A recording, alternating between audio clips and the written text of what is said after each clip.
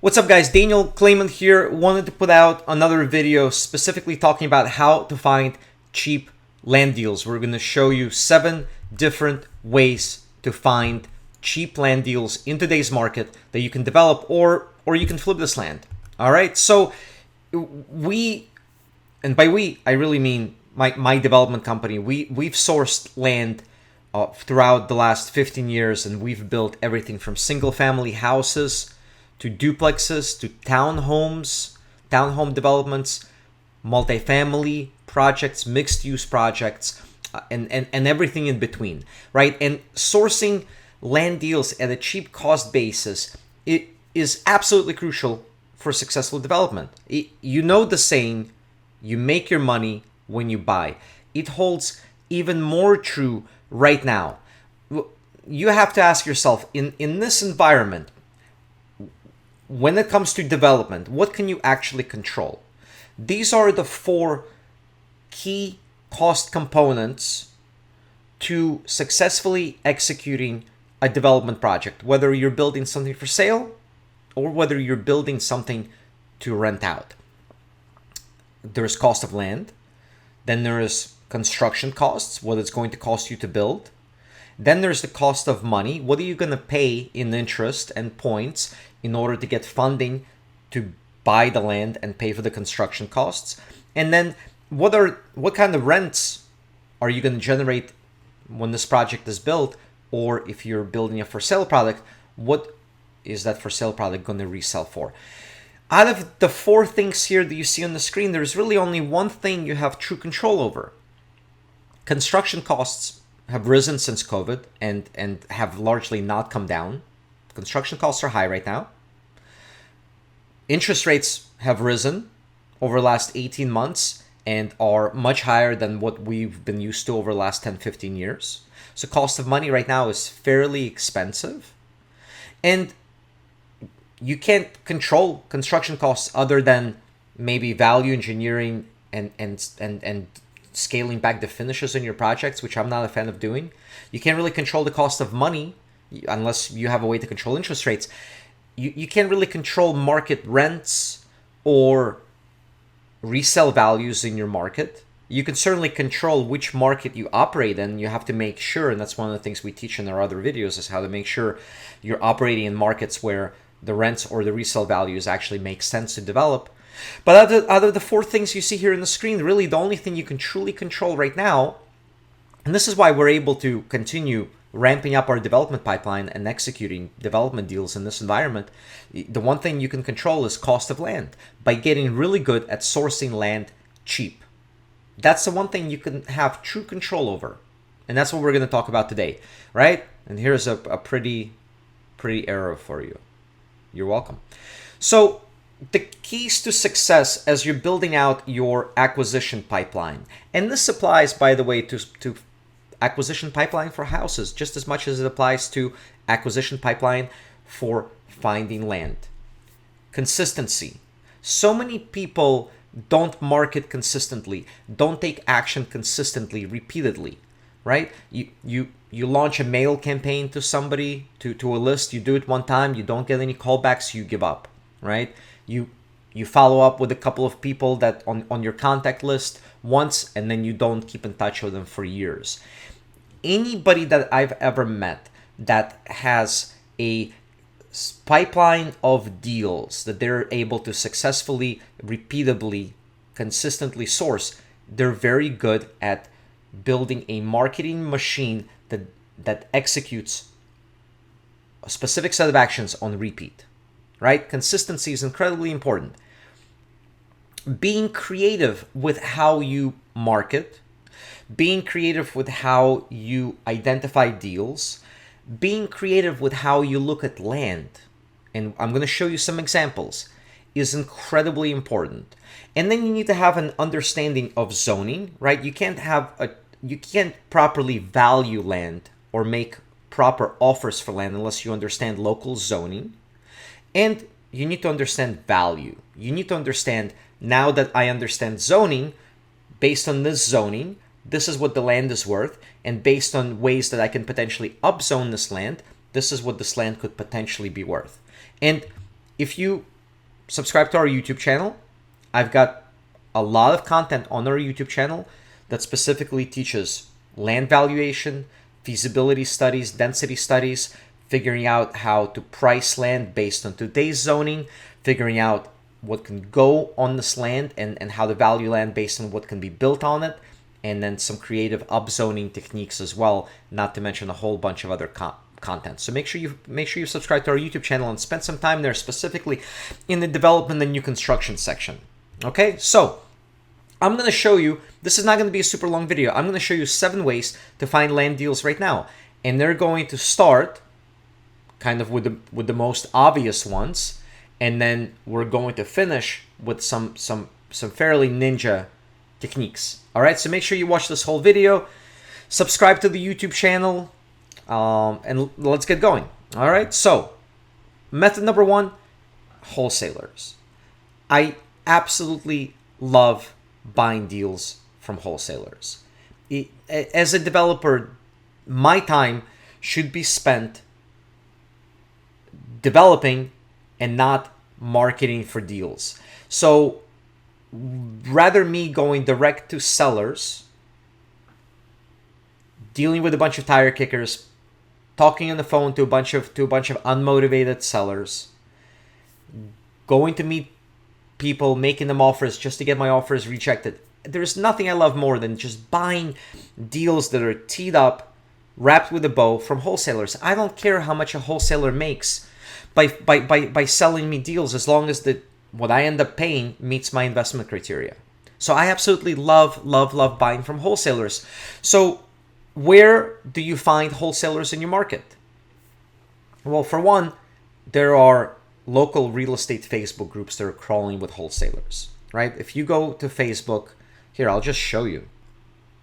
So if you're on Facebook, and let's say you are in Austin, Texas, right? I'm going to go to Austin real estate groups, and I'm going to search, and I'm going to go here on the left, and I'm going to hit groups, and I'm going to join every single one of these groups, and I'm going to make a post saying this is what I'm looking for, these are my investment criteria.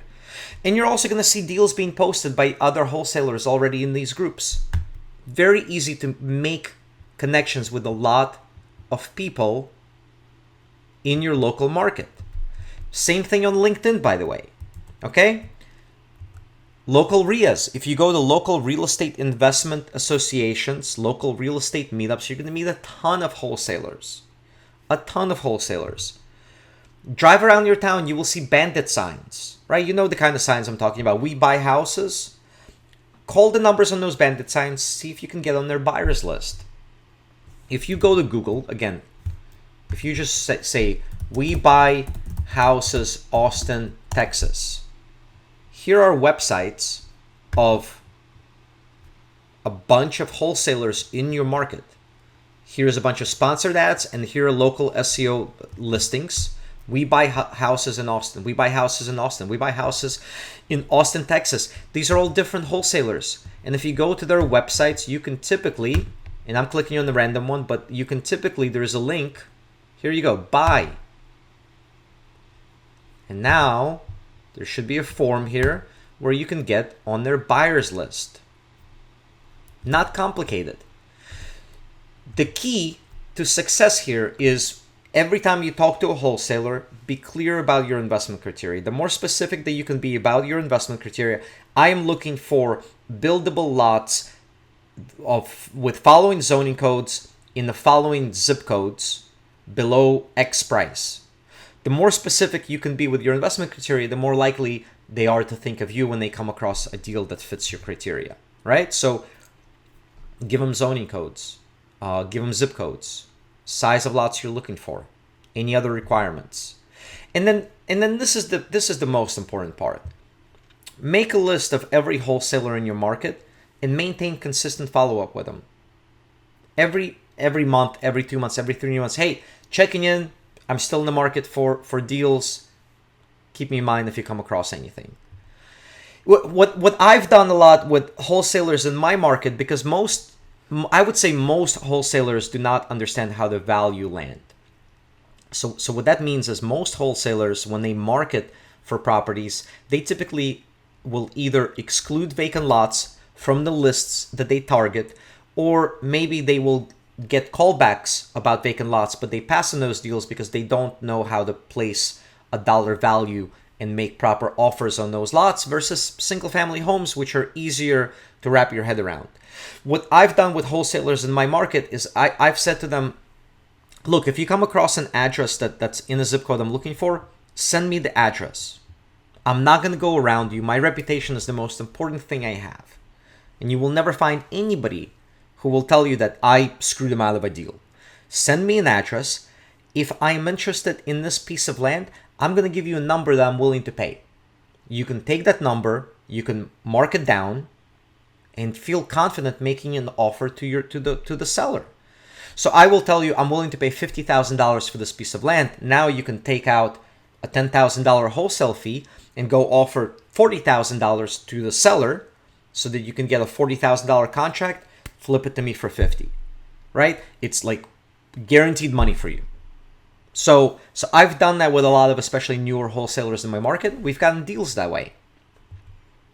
If you are wholesaling in Richmond, Virginia, email me at daniel@rehabvaluer.com. I'll give you my investment criteria and let's do some deals.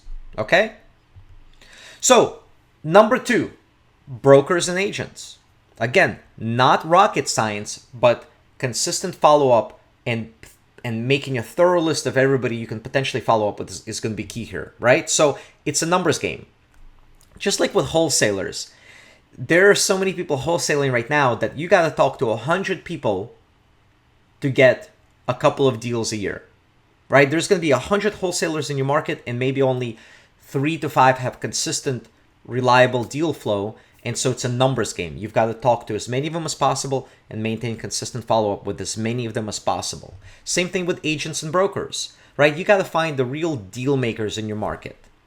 So one of the things I like to do is now, by the way, LoopNet is somewhere where you can find land deals. I've bought deals off of LoopNet. But what I'm going to do is, let's say you're in Austin, Texas, which is a fairly competitive market. Chances are, if you go on LoopNet and go to for sale listings in Austin, Texas, most of the land that's listed here, most of the properties that are listed here are going to be overpriced, right? Most of the stuff that's on LoopNet right now, especially it's been sitting around on LoopNet, is overpriced. But what I'm going to do is I'm going to go and I'm going to pull up all of these listings and I'm going to make a list of all the brokers, especially brokers with a lot of listings. So this guy, Colton McCasland, which is a pretty badass name. I don't know this guy. I'm going to actually scroll down and see, hey, does this guy have a lot of listings? It should give me his listings somewhere here. It usually does on LoopNet. I don't know why I'm not seeing it for this guy. But anyway, here's their phone number, right? I can send them a message here. I can reach out. I'm going to make a list of all the active brokers on LoopNet that have listings, and I'm going to reach out to them and I'm going to say, hey, I'm in the market for land. And this works especially well for commercial, right? LoopNet is typically commercial listings. And I'm going to reach out to every one of these brokers and I'm going to say, hey, here's what I'm in the market for. If you know of anything that's off market where we could potentially do a deal, if you get any pocket listings, if you have any listings that are coming up that you're getting ready to list and they meet my investment criteria, please keep me in mind. And I'm going to maintain consistent follow-up with these brokers, right? Here's their contact information. And I think I can click, let's see, I can click on this guy and I can see, there we go. Here's his list of listings. Here's everything that he's got for sale. So he's got quite a few listings, right? Land for sale. So clearly he understands land. So he's going to be one of the people I reach out to. It's not complicated. But again, the keys to success here are consistency and being thorough. And the other thing that I always like to do is, obviously, anytime you're dealing with anybody, you want to offer them a carrot. So if I am dealing with brokers and I'm looking for land where I'm going to hold it, I'm going to build rental product, obviously I can't offer them a commission when I sell something, but I can say, hey, you're going to represent me on both sides of the deal, for example. If I am buying land on which I'm going to build for sale product, I am always going to allow the broker that brought me that land to then be my listing broker when I list the houses. So for example, if a broker brings me a piece of land on which I'm going to build a couple of homes for sale, I may have a regular agent that I used to list my houses, but I'm going to let this agent list these houses as an additional thank you, as additional carrot for bringing me this off-market land. And I make it clear to them from the get-go. So if I'm a townhome developer, I'm talking to different brokers, I'm going to tell them, hey, bring me land that on which I can develop townhomes for sale. You're going to be the listing broker on every one of these townhomes. So you'll make a commission on the front end for selling me the land, and you're going to make a commission because now you're going to get to list 10 townhomes when I build them. It's incredibly powerful. So remember, nobody really cares about what you want or need in this life, other than maybe your mom, right? So when you're talking to people, always remember that you need to make something worthwhile for them. You need to take care of them. You need to give them value. You need to give them incentives. You need to give them carrots. And the better you are at thinking that way and taking care of other people, the more deals will come to you. Okay? Number 3, your network. Now, wholesalers and brokers are going to become part of your network. But there are also a lot of other people that are in your network that you may not even realize can be a source of deals. So, make a list of anybody that potentially can be a source of leads in your market. Other investors that come across deals that don't meet their investment criteria, if they know what you're looking for, and if they know you're in the market, they may be a source of deals. I've gotten land deals from other investors in the past that came across something, it didn't make sense for them. I was the first person they called. Property managers can be an amazing source of deals. Attorneys, title companies, insurance and loan brokers, mortgage brokers, your relationships inside your county, right? So, county relationships, for example, can be a great source of tax delinquent properties. There may be surplus properties that become available for development and they have a key list of developers that they typically go to. You want to become one of those people, right? Sometimes they have land that they designate, surplus land that they designate for affordable housing, and they have a short list of developers that they call, and those developers have the opportunity to build on that land. You want to become that person, etc., etc. So again, make a list of anyone in your network who may come across deals and maintain consistent, regular follow-up with them. And this is something that I really want you to remember, right? The more specialized you are, and the easier it is for people to understand what you do and where you do it, the more likely opportunities will come your way. The more likely that somebody will think of you when they come across those opportunities. So if you're like a jack of all trades and you do rehabs and you do new construction, you do seller financing, you do apartment buildings, you do townhomes, and you do them in 17 different markets, that's great. But when those deals arise, you're likely not going to be the first person that those people think of. But if you build single family homes for sale in 4 different zip codes and you're known as the guy that dominates those zip codes, chances are when deals arise in those zip codes, everybody's going to think of you first. So it's better to be known for doing one thing really well than many, many, many things unimpressively. And that really holds true for life in general. So, keys to success here again is talk to everyone you can and maintain consistent contact. And it's not hard. It's not hard to do that. I'm going to show you and I'm going to give you something in a second that will help you. Be very clear and specific with everybody about your investment criteria, right? If you're coming to me and you're saying, hey, Daniel, I'm looking for deals in Richmond. I don't know how to help you. I mean, I have no idea how to help you. What does that mean, deals? What anywhere in Richmond? Anywhere in Virginia? Anywhere in Texas? The more specific you can be, the better. And again, remember to offer incentives to people, right? And whenever you're dealing with anybody, try to give them value first. Reciprocity is a very powerful weapon, so give them value first, and value will be returned. So, how to be organized about your follow-up. It's actually insanely simple. Now, sure, you can use a CRM. You can use a CRM for regular follow-up with your network, with wholesalers, with brokers. I'm a fan of using something simpler. This is a simple spreadsheet that you can create. I call it the deal sourcing contact follow-up matrix. Now I have an internal version that I don't want to show you because it's got specific names on it, but here's a blank version. You can literally create this in Excel. Wholesaler 1, Wholesaler 2, Wholesaler 3, etc. Phone number, email, any notes, and then Q1 2024. I called this guy. Q2 2024. I shot him an email, and I'm just going to go down the list. Broker 1, Broker 2, Broker 3. Did I follow up with him in Q1? Called him. Emailed. Attorney. Property manager.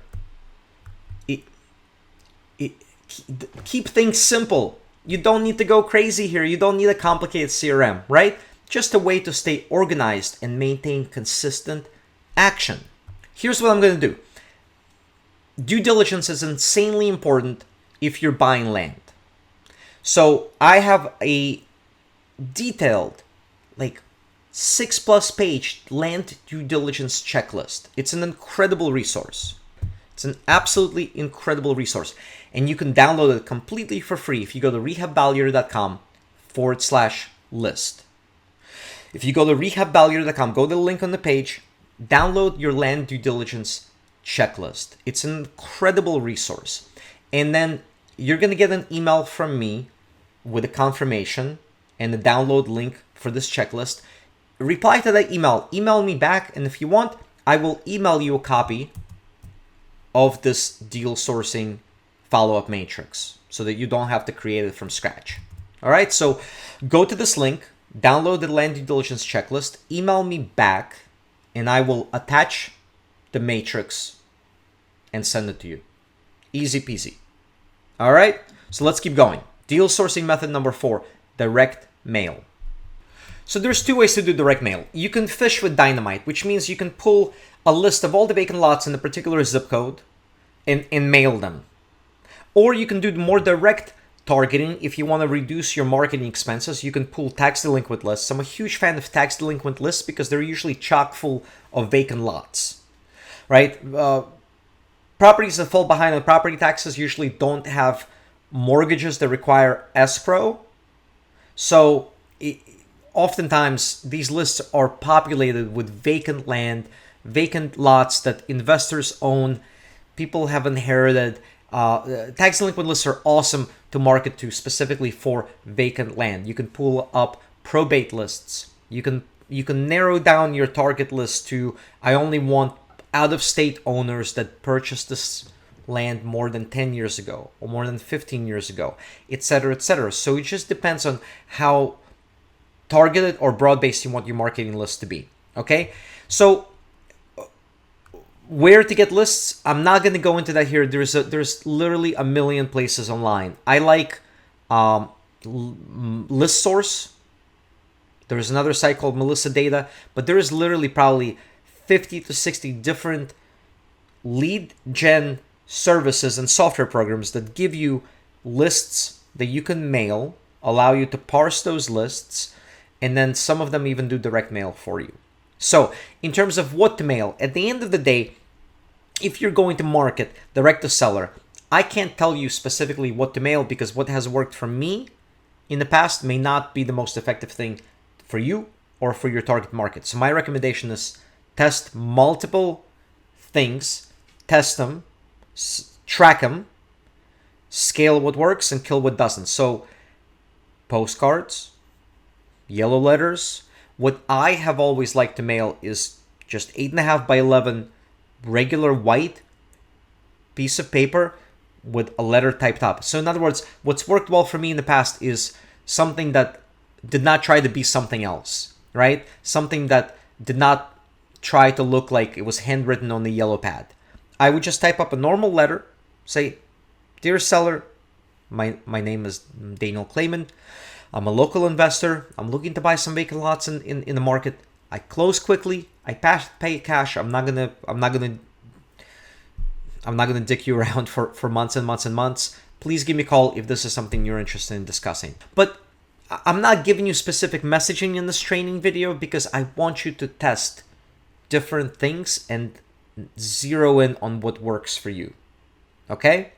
So, other things that people are doing now, and I no longer market direct to sellers. I did it back in the day, but again, now I prefer to buy deals from other sources, right? But the other thing that you can do now is when you pull this list to do direct mail, you can also skip trace this list and then pull up their phone numbers and call people, right? A lot of people right now are doing cold calling. You can hire VAs to do it. It's not complicated. All right. And so let's say you don't have money. You're just starting out. You don't have money to buy lists at all. What can you do? Well, when I was starting out and I didn't have a big marketing budget, and I also didn't want to do a large mailing, right? Because my investment criteria were fairly targeted in terms of a particular zip code and in terms of very specifically buildable lots. Here's something you can do. You can pull up a local GIS map that looks like this. Every county is going to have an online GIS map, right? Which is basically tax records. So we're in my town now. I'm going to zoom in on a particular neighborhood. All right, let's go here. And then I'm going to convert this to satellite view.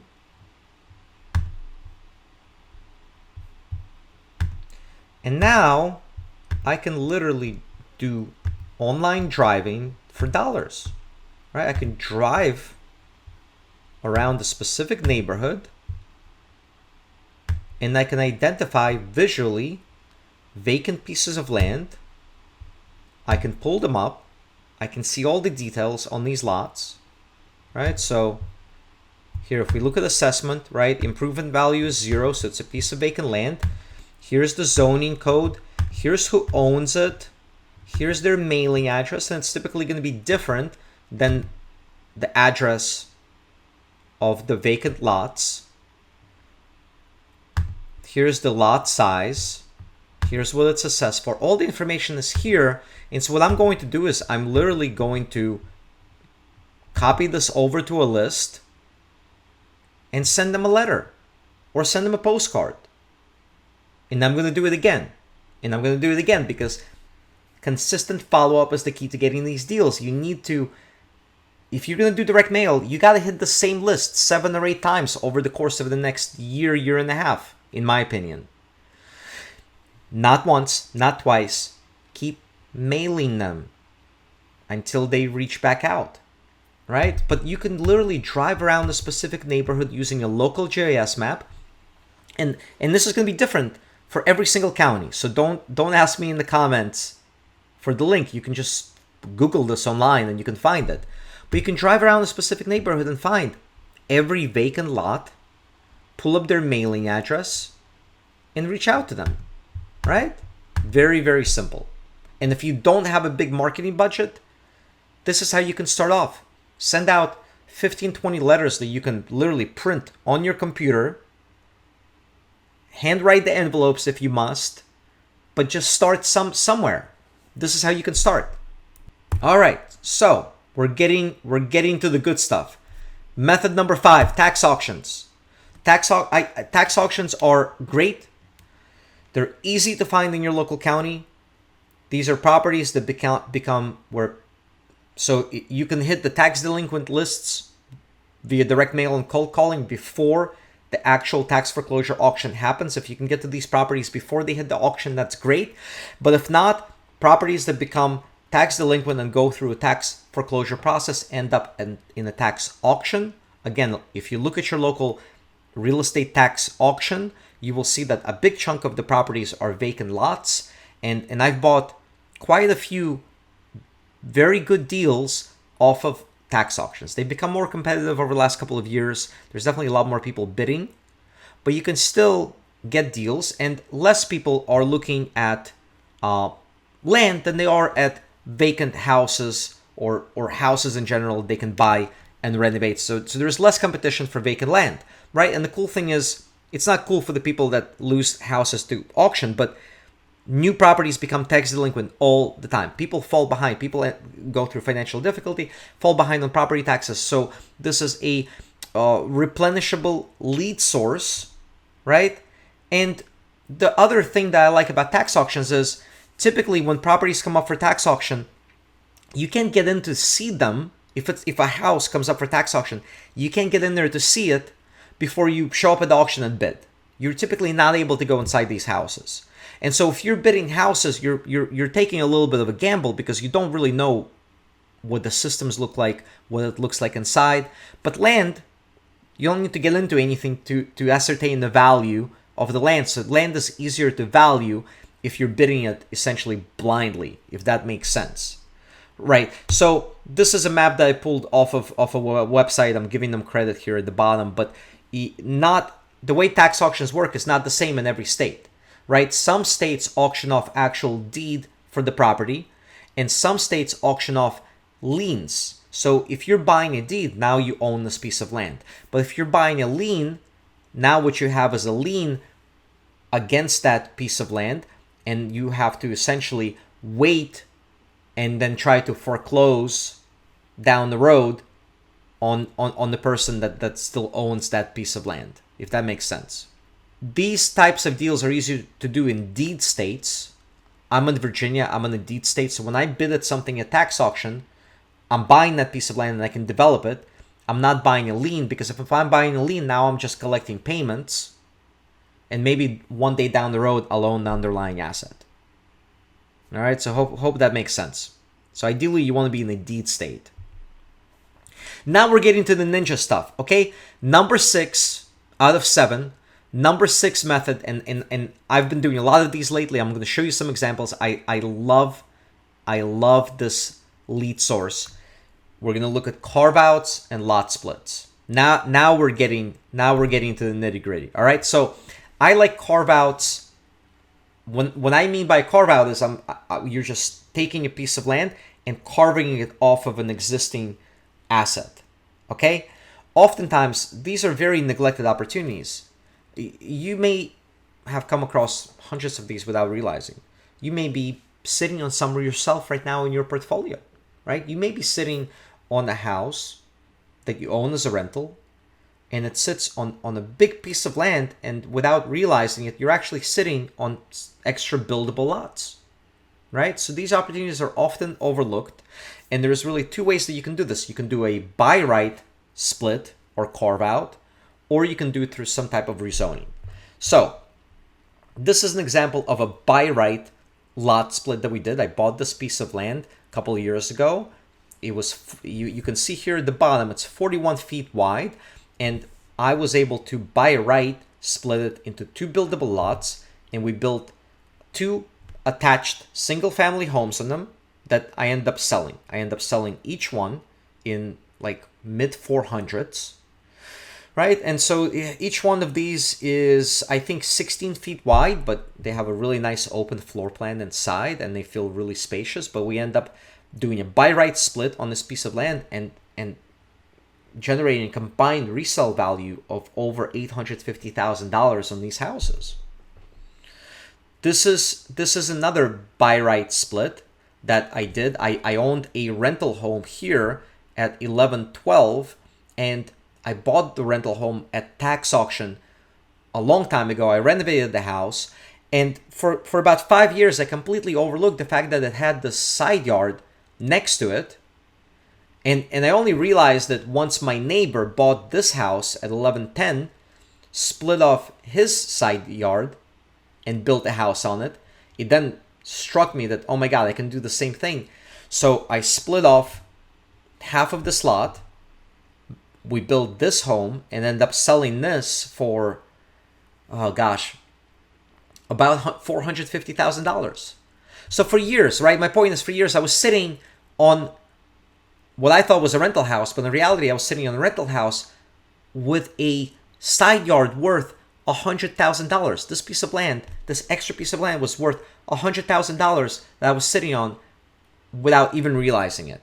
And so made an incredible profit on this house, but I could have just as easily carved off this piece of land and sold it to another developer without having to develop that piece of land myself. All right. This is a more complicated example, and you might have seen some other videos that I've posted about this, but this is a old school that was converted into a senior housing facility via low-income housing tax credits. And I know some people that bought this school as an investment and reached out to me and said, hey, we're looking to generate, we want to get some cash back, right, to our investors after buying this asset. And there's a lot of excess land here. Would you like to work with us and buy some of it? And I said, yeah, absolutely. It's in a great neighborhood. And so we worked together to carve off this whole corner. So this is what the school looks like. And this is the piece of land that we end up carving off. And it's in this funky shape because this gives me access to the alley in the back and some additional parking back here. And so we carved off 15,000 square feet from the existing property. This is a survey that we created. This is the original survey, and then we created a survey to split off this piece of land and did a lot split, and then built a 16-unit mixed use building on it. As of this recording, I'm almost done with this project. It's got 15 apartments and a corner commercial space here. But this was just excess land that somebody was sitting on and not utilizing it until they sold it to a developer like me. Right? And then there's the thing to remember is there's always, when you're doing these lot splits by right, there's two components to it. What I split from these guys has to be developable by right. So I split off 15,000 square feet. By this zoning code, I am allowed to build one dwelling unit per 1,000 square feet of land. So 15 apartments I can do by right, and then the corner commercial is a bonus unit. But I also have to make sure that I'm leaving enough land to the existing property to where they still conform with the zoning code. So if I'm leaving them, if they have 40 apartments in this building, I can't leave them with any less than 40,000 square feet of land. So just something to be mindful of. All right. So these kinds of deals are awesome because, again, they're often overlooked. You may be sitting on some properties right now that you can carve off land from, either by right or by some kind of a special use permit or a variance, right? You can approach other owners. If you're wholesaling, maybe somebody's coming back to you and what they want for their house is too much and there's no deal there. But if you learn to look at land and properties differently than how other wholesalers look at these deals, you may be able to recognize that, okay, I can't pay you what you want for your house, but it's sitting on a pretty big piece of land.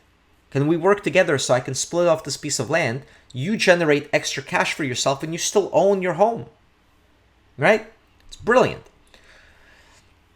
Anytime we do these types of deals, if I'm carving off from somebody else via any kind of a rezoning or a subdivision, we always make the contract contingent on getting all the proper zoning approvals in place so that I'm minimizing my risk. It's incredibly important, right? And so look at, there's so many different properties that are sitting on excess land in your market, land that they're not utilizing. They're not marketing their properties for sale. They may not even understand how much value there is in excess land that they're sitting on that could be used to build additional housing, create development opportunities, generate extra cash for them without impacting their quality of life or their operations. Retirement homes, churches, businesses, heck, gas stations, right? You've got to be careful with gas stations because of environmental risks. But basically, anyone underutilizing excess land, if you start approaching these property owners, you're going to get deals. Okay? And again, you can use, I just showed you how to do online driving for dollars. You can use online driving for dollars to identify these kinds of opportunities. All right, so our final deal sourcing method, tear downs and repositionings. All right, this is a really good one. So you've seen tear downs before. There's a house that's in really bad shape. It needs to be torn down. It doesn't make sense to renovate it. You tear it down, now you have a buildable lot, right? Pretty simple, but there are opportunities to do this all over the place. So obviously, the way to value this is you need to purchase the house for at most what the value of the land is minus the cost of the demo. So if the land is worth $50,000 and it costs $10,000 to demo it, you can't pay more than $40,000 for the house because you're going to pay $40,000 for the house, $10,000 to demo. Now you're into it for $50,000, which is the value of the land.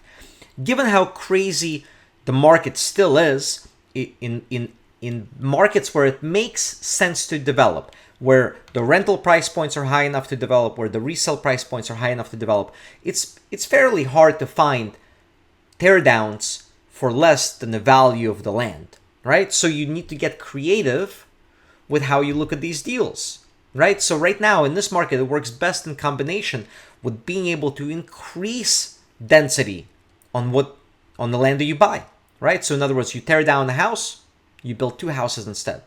Tear down the house, build 3 houses instead. So bonus points is if you can increase this density by right. So what do I mean by that? Here's an example, right? This is an oldie but goodie. This is a beat up house that I bought back in, I did this deal a long time ago. This is one of my first development projects. I bought this house for $30,000, probably back in 2016, 2015. I tore it down, and by right, the zoning allowed me to build a duplex in its place. So I got rid of 1 house and I built 2 units in its place. An apartment downstairs, an apartment upstairs. All right, so that's by right. If you can't increase density by right, you do it via some kind of a rezoning. And doing these kinds of rezonings is where all the money is really made right now. So for example, there's a house that the seller wants $80,000 for. It makes absolutely no sense to pay $80,000 for this house because by the time you get done renovating it, putting all the money into the renovation, you're going to be into it for this much, and the resale value is only going to be this much. So the house sits in the market, everybody ignores it, but what if you can put this house under contract, contingent on being able to split this big piece of land into 4 lots? And now each lot is worth $60,000. Heck, this works even if you can split it into only 2 lots. This is an example of a deal that I actually completed last year. This was a single family home that came to me off market. I put it under contract. It's set on a big piece of land. Look at this house. This house is here, but it's set on a huge piece of land. I put it under contract contingent on being able to split this lot into 3 lots. We applied for a special use permit, divided this piece of land into 3 lots.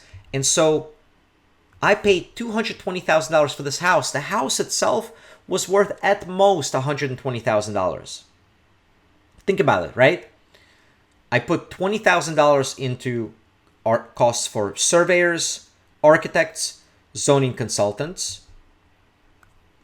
So I was into it for about $240,000 when my special use permit was approved and I closed on this land, but each lot became instantly worth $110,000. So by the time I had to close on this house, it was worth, with the underlying land, $330,000, and I had only paid $220,000 for it. So think about it. I paid double the value of the house and still made a 50% profit, and now this land is entitled to build 3 single-family homes on it. And when you do these types of deals, right, and you apply creativity to land, you now have lots of options. Now, in my case, I end up flipping the 3 lots and making $90,000. But what if I sold 2 of the lots, recouped my money, and now I have a free corner lot on which I could build a house? Or maybe I entitle it to build a duplex on it. But by selling the 2 lots, I recouped almost my entire investment, and now I basically have a free piece of land that I own. You can create a lot of different options for yourself. Make quick money, generate free land, or develop the entire project yourself. Build the 3 houses and make, in my case, if I had built the 3 houses myself, it would take me longer to get paid, but I'd make a much higher net profit by eventually developing these houses and selling them. So here's another example. This was a medical office building that I put under contract and set on a big piece of land. We got a special use permit to split it into 12 lots and do this development. This is what it looks like. We created a site plan and broke out the lot into 12 lots, 2 single family homes, 4 duplexes attached, right? So 2 for sale, 8 rental units here, and then 6 more townhomes for sale. This is what the math looked like on this deal. The seller wanted $850,000. The building was worth maybe $400,000 at most. I bought it for $620,000. I put about $37,000 in soft costs into it. But when my special use permit was approved, each lot was worth $90,000. So it was worth $1,080,000, and I was only into it for $657,000. So I created instant equity of $423,000 here. It's incredibly powerful, right? So what we end up doing is we build the 2 spec homes for sale. This is what they look like. And they both have already sold in the mid 400s, about 460. Big, wide open layouts downstairs, top of the line finishes. I built 4 duplexes next to them, so 8 rental units. Duplex attached to another duplex, and then next to a duplex attached to another duplex. So 8 rental units that I will continue holding for a very long time. They're fully leased. And then next to them, we built 2 3-story attached townhomes for sale. One just closed. Another one is under contract to close in a couple of weeks. Also in the mid 400s. And then last phase of this project is going to be 4 more townhomes that look just like this. They're going to get built and get listed in the market. So the end result is 8 for sale homes and 8 rental units where only 1 abandoned building used to be. This is the type of creativity that you need to apply these days in order to generate cheap land bases and generate development deals for yourself. And you can do this almost anywhere in the country where you find these types of deals. And I go into much more detail specifically about this case study in another video I have on YouTube. It's on our YouTube channel, and I'll link to it below the video as well. All right, so that's it for this video. Make sure you subscribe to our YouTube channel. Ton of content, and I'm ramping up content this year, specifically on real estate development on our channel. Make sure you leave me your comments below. Questions, feedback, anything that wasn't clear. I'm usually pretty good at responding to comments very quickly. So leave me anything you want to talk about. Put it in the comments, okay? And then obviously share this with anybody who you think might find it useful. Once again, if you go to rehabvaluer.com/list, you can get access to a detailed, in-depth land due diligence checklist. I give you a 1-page checklist, and then I give you like a 6-page breakdown and explanations of those checklist items. And then email me. When you download the checklist, you'll get an email from me. Reply to that email, and I'll send you the Excel follow-up matrix that I showed you earlier in this video. I'll give that to you for free as well. All right, that's it. Thank you for watching.